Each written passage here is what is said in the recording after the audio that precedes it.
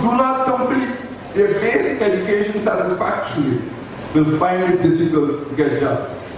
The majority of young people, university graduates in Ghana, unable to find employment, are forced to remain underemployed, unemployed, or migrate. The PNCR, as part of a APNU-led government of national unity, will usher in an unprecedented wave of opportunity for our youth. The opportunity for young students to be educated as engineers, to build bridges and roads to open our vast hinterland, and to develop schemes to exploit our hydroelectric potential. The opportunity for young people to be trained as geologists, to develop our bauxite, diamond, gold, and manganese and quarrying resources. The opportunities for young people to be trained and educated as biologists, botanists, and zoologists, and agriculturists, to expand food production. The opportunity for young people to improve communication and human learning. The opportunity for manufacturers, shippers, builders, to drive our economy forward at a faster rate. These opportunities cannot be fully exploited, and this country cannot be fully developed by chance or by conjecture. They cannot be achieved by the woefully impoverished. They cannot be achieved by the ignorant. They cannot be achieved by the illiterate. They cannot be achieved by so many primary and secondary school children cannot qualify to enter secondary schools and universities, or when thousands of children drop out from the school system every year. Education is an imperative. Primary education has been compulsory in Ghana for 136 years.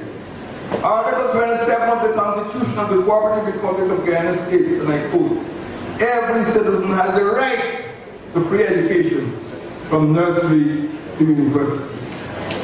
The PPP Civic Administration is presiding over a broken primary school system, one that is failing the most vulnerable section of our population, our children. The chaos in the country's public schools continues to contribute to the high rate of delinquency and the low standards of performance.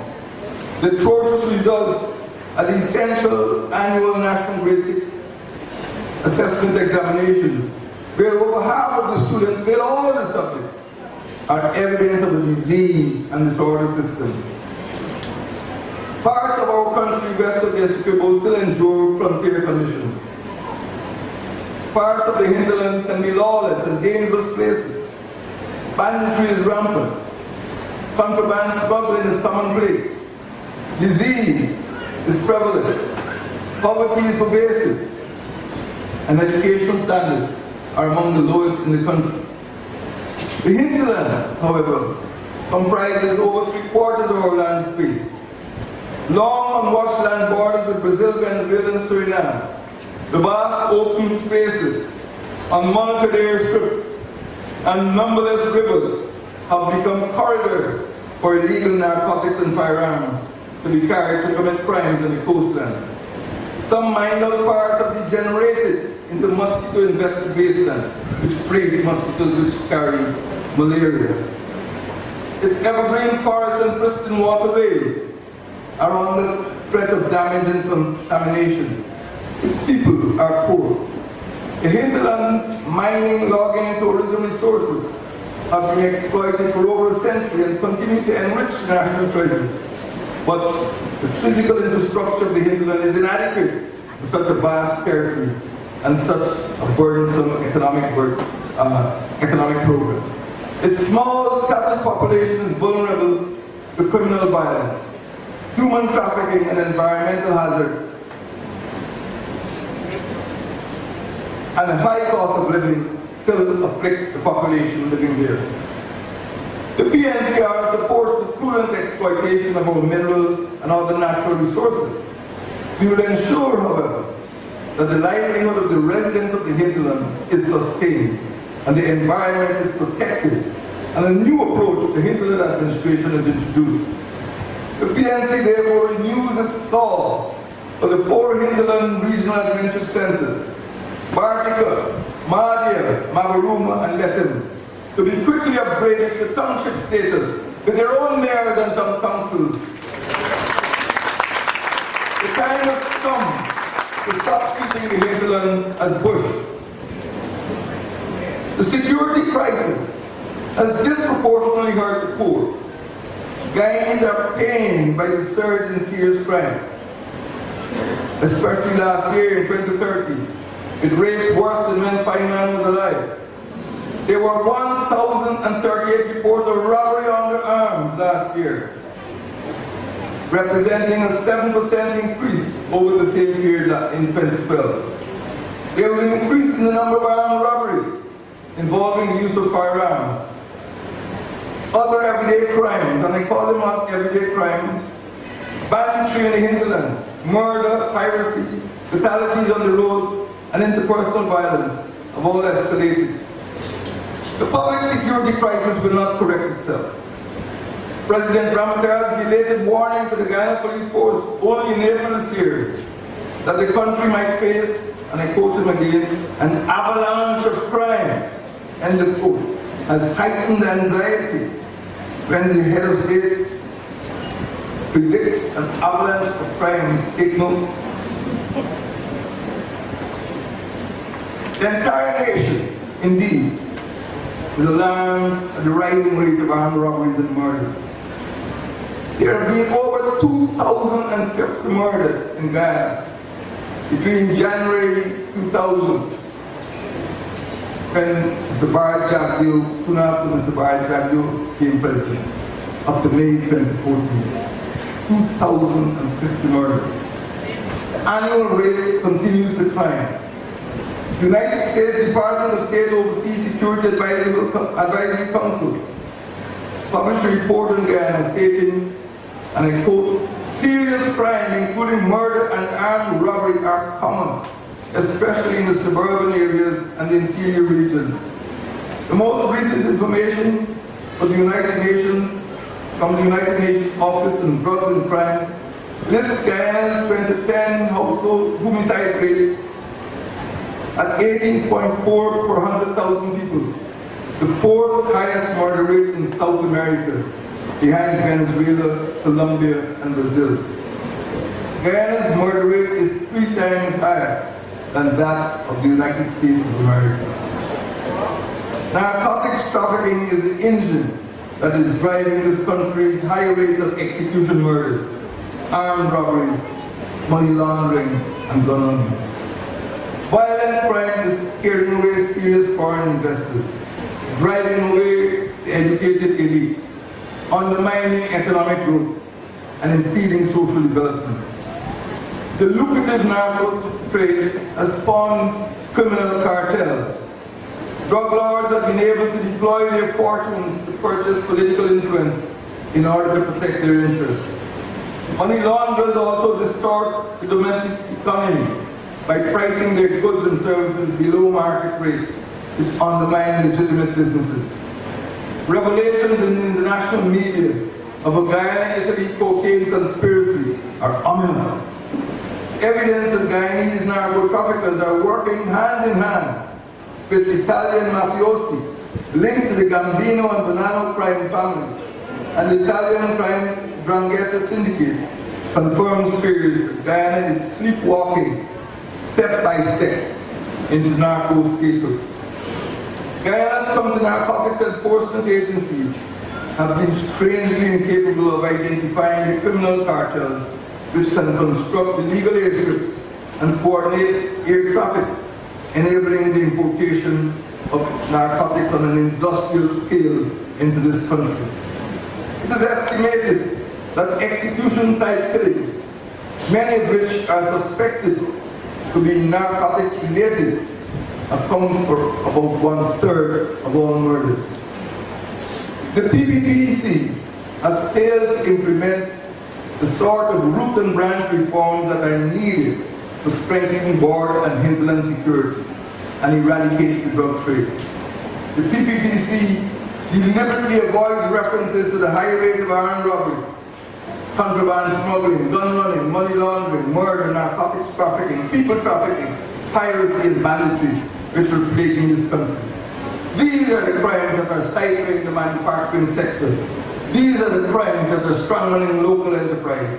These are the crimes that are scuttling the legitimate economy. Social protection is in crisis. Guyana is not in a post-war situation. Poverty is not an act of God. Poverty can be reduced and perhaps even eradicated with good governance and sensible public policy. Too many very young and very old persons are still classified as extremely poor, with an expenditure level that is below what is required to purchase a minimum low-cost daily diet. The PPPC no longer even mentions the Guyana Poverty Reduction Strategy paper, even as a footnote. The Poverty Reduction Strategy paper was meant to be a mechanism through which Guyana could have crafted its own plan for reducing poverty and to provide a guideline for the World Bank to render assistance along these lines. The PPP seems to have abandoned the poor and embraced the notion of two nations, one rich and one poor. The PNC, our party, is committed to eradicating poverty. It will provide the opportunity for people to enjoy the freedoms which they hold dear. Freedom from what? Freedom from the scourge of ignorance and illiteracy. Freedom from discrimination. Freedom to communicate and receive their ideas and information. And freedom from fear. Guyanese must never again be prevented from listening to the radio or viewing television programs of their choice. Citizens must not have to pay for the daily pack that comes forth from the government information agencies, which is paid for by public taxation. The story of the NIS is one of a dream degenerating into dread. The scheme began operations in September 1969 under the People's National Congress administration. Prime Minister Forbes Burnham had a clear vision of a welfare state which stood on three pillars: free education from nursery to university, affordable housing, and social protection through the creation of a national insurance scheme which could afford coverage from the cradle to the grave. The NIS under the PPP Civic faces a plethora of problems. The biggest is the failure of the PPPC representatives who have dominated the NIS board for the past 2 decades to respond to changing socioeconomic conditions. The scheme's long-term financial sustainability has been endangered. Political interests, rather than prudential considerations, seem to have driven NIS's investments during the last decade. They ended up compromising the quality of the scheme's investment portfolio. Citizens deserve better. They deserve better social insurance. The scheme is in deficit. The 8th Actuarial Review in December 2011 declared that it was approaching crisis stage and predicted that unless reforms were implemented immediately, the scheme would be exhausted in less than 10 years. What has been the PPP Civic response to this crisis?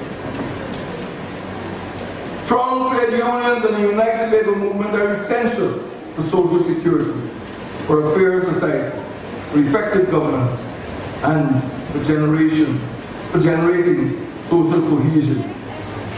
Our one nation approach, rather than generating social conflict, can contribute to improving productivity, strengthening democracy, reducing poverty, and enhancing the quality of life of the population.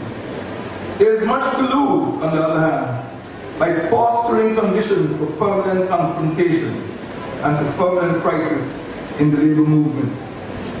The PPP, however, seems to thrive on threats and strife. This became evident particularly during the massive 8-week public servant strike of 1999 and the 5-week teacher strike of 2003. Both unions are affiliates of the Guyana Trade Union Congress, which since then has come into special attention from the political directorate. The PPPC administration of the public health system has also failed women, children, and the aged. This failure has been most evident in hinterland and rural areas. The primary healthcare system was meant to promote equity and social justice.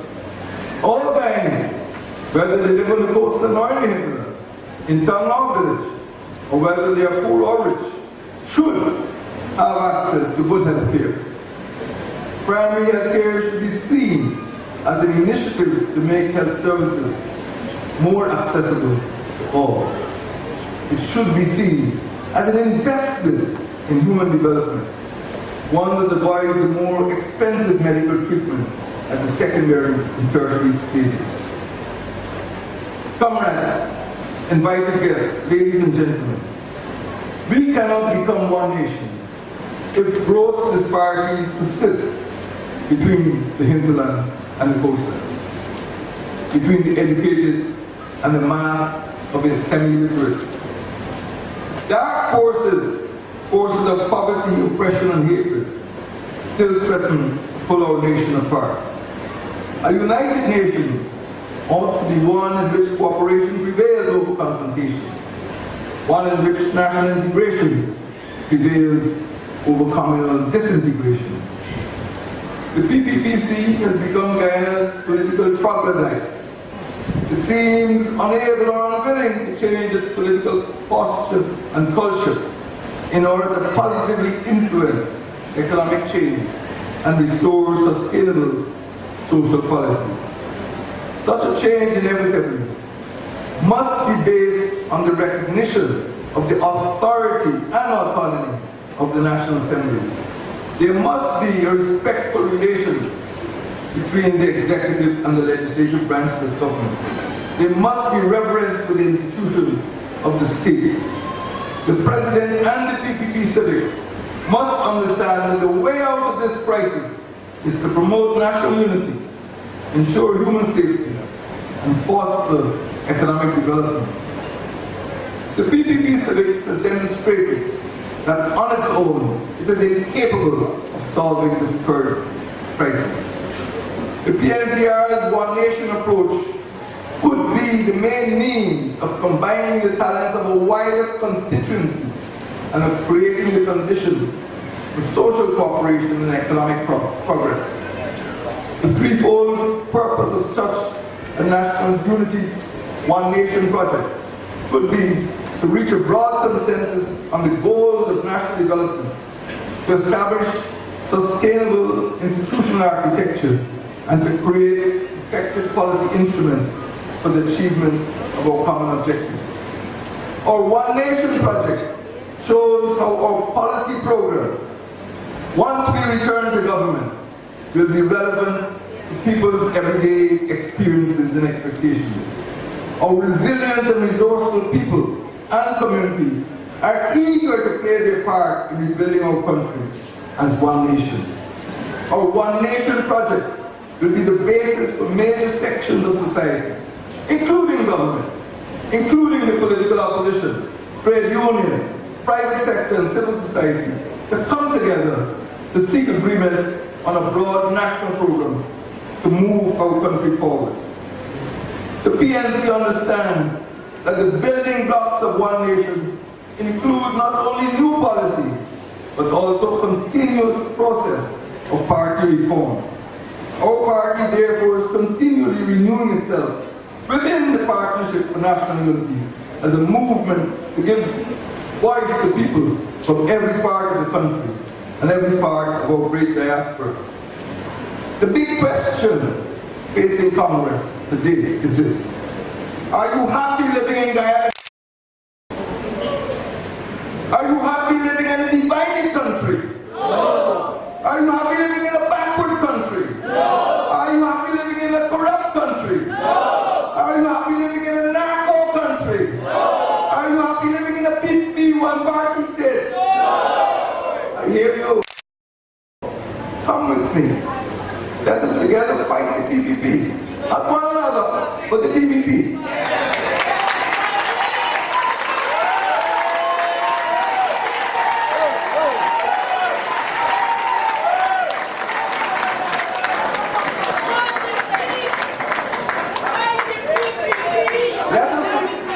Let us keep the pressure up to push the PPP out of office, to elect the government of national unity, and give the people of Guyana the good life that they deserve.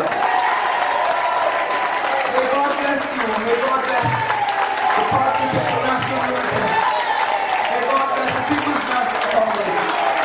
God bless Diana. I thank you.